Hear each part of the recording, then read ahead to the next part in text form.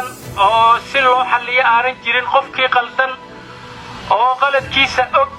Hirshabeelle oo ah maamulka labada gobol ee Shabeellada Dhexe iyo Hiiraan ahna maamulkii ugu dambeeyay ee ka hana qaada Soomaaliya Oktoobar 2016 ayaa mar kale xalay loo dhisay baarlamaankiisii labaad kaas oo noqonaya baarlamaanka dooran doona madaxda dastuuriga ee maamulkaasi hadda uu yeelan doono markii uu dhammaaday muddaxileedkii Maxamed Cabdi Waare oo hogaaminaya qayb ka mid ah muddaxileedkii hore. maamulka Hirshabeelle waa maamul deegaan ahaan aad ugu dhow caasimadda ahna maamul dhinaca kale ku dhow bartamaha Soomaaliya. waa maamul leh khayraad dhuleed webi iyo mid badeedba waana deegaan istiraatiiji u ah Soomaalida iyo Soomaaliya. maamul shaqeeyo oo ka hana qaada waxa uu uga dhigan yahay guud ahaan Soomaalida horumar lagu tillaabsaday iyo hayaan hilinkiisa loo qaaday. laakiin caqabadaha waaweyn ee haysta uuna la dhashay ayaa kuwa ka dhigaya gaasir aan hore socod lahayn oo waqtigan aan dhaqaaqi karin. Hirshabeelle waxaa soo wajahay caqabado kala duwan, kuwa dhisme, maamul, kuwa deegaan iyo kuwa awoodda bannaanka kaga timida. loolanka gudaha iyo dibadda kaga socda maamulka curdanka waxa uu baday hagardaamooyin badan iyo fursado aan laga faa'iidaysan. inta aynan u gelin fursadaha iyo caqabadaha hor yaalla baarlamaankan cusub iyo howlaha dawladda dhalan doontaba waxaynu dulmar guur ku samayn doonaa sifaha uu dhismay bahnaanka baarlamaanka cusub, ishaysiga kooxaha siyaasadda, cidda go'aan kale iyo jihada guusha ugu dambaynta ay raaci karto. tan iyo markii la dhammaystiray hannaanka jihaynta doorashooyinka Soomaaliya ee 2021 oo aan weli hawl weyn laga qaban waxaa soo baxayay in fiila Soomaaliya iyo saaxiibadeedu u heensaysteen Jowhar waxay ka bilaabeen nidaam doorasho oo tabashadii hore mid ka badani ka jirto, nidaam huuris oo dad badan aysan dareensanayn, hannaan koox kaliyihii midida daabkeeda hayso iyo maamul samayn madaxweynaheedu bannaanjoog ka yahay. waa farsamo ka casisantii xaafkii Galmudug ku wareejiyay wilaayadda Galmudug.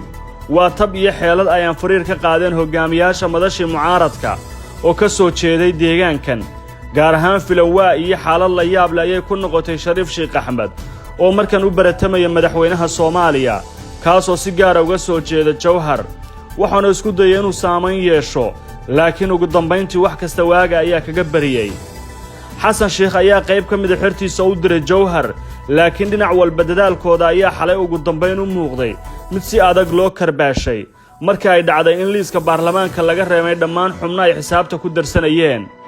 horta xawaale waa waayeel qolo walba meel waayeel ka tahay waa waayeelka Hiiraan. afayeenka idman ee dhawaanahan u soo shacbaxay mucaaradkii madasha ahna xogayo ka tirsan xisbiga xasan sheekh waa Cabdullaahi Sanbalooshe ayaa dhawaan hoosta ka xariiqay sida ay madashu uga wareegsadeen hoggaankeedu in beeshooda ay ka celiyaan jagada madaxweynaha ayna ilaaliyaan meertaxileedka, isagoo generaalka nabad sugidda ku seegay dhiibidii qalbadhagax u doodayay beesha uu ka soo jeeday ee Beledweyn.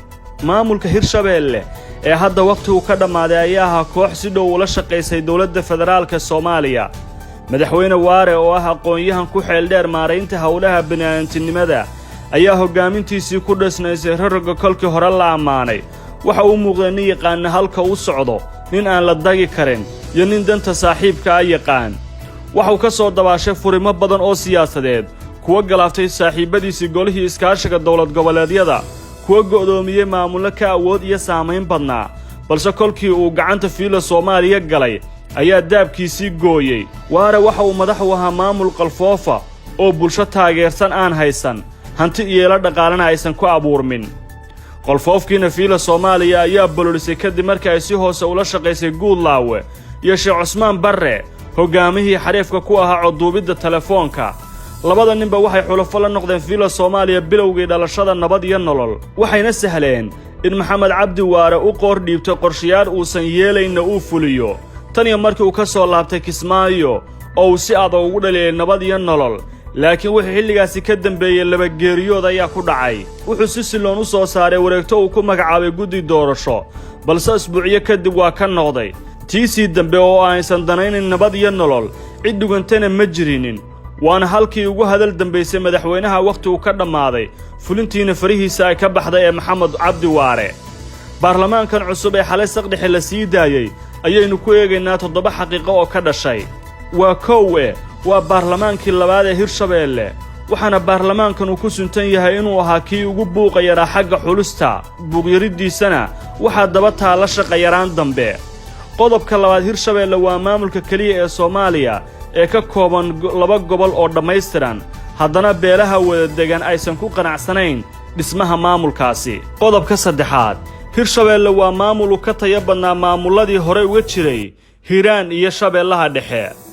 qodobka afraad, hirshabeelle waa maamulka keliya ee soomaaliyeed ee madaxweyne ku-xigeenkiisu noqonayo madaxweyne ama ugu yaraan musharax si kulul uga guulaysta cid kasta oo loolan la gashaa. qodobka shanaadna waa maamulkii ugu dambeeyey ee Soomaaliya uguna waqtiga yaraa xagga dhismaha iyadoo dadaal badan geliyeen kooxdii Dam Jadiid ee madaxweyne Xasan Sheekh. qodobka lixaad waa maamulka keliya aan madaxweynuhu saamayn ku yeelan xaaladda kala guurka ee dalka isla markaana ahaa mid u suntanaa nabad iyo nolol.